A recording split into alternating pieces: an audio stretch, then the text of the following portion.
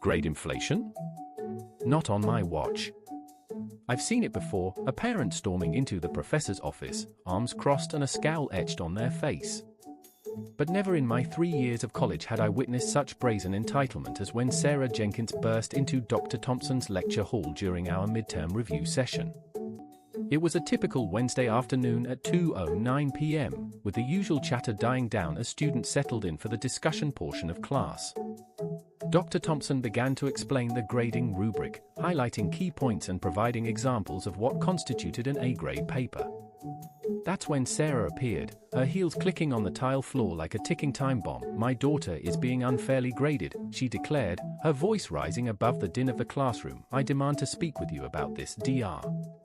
Thompson looked taken aback but composed, his eyes flicking towards me and my classmates before refocusing on Sarah. "I'm happy to discuss your concerns, Mrs. Jenkins, but please let's keep in mind that we're in a class setting." Sarah dismissed the request with a wave of her hand, her gaze scanning the room as if daring anyone to interrupt her. "Grade inflation is rampant in this department," she continued. "My daughter deserves an A for effort alone."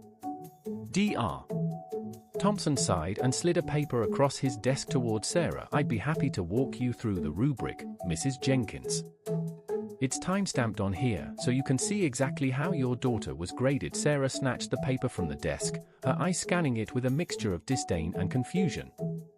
For a moment, I thought she might actually understand where Dr. Thompson was coming from, but then her expression hardened. "You're just trying to protect yourself," she accused, her voice dripping with venom. "Well, let me tell you something, Doctor, I'll be speaking with the dean about this." The classroom fell silent as students exchanged uneasy glances.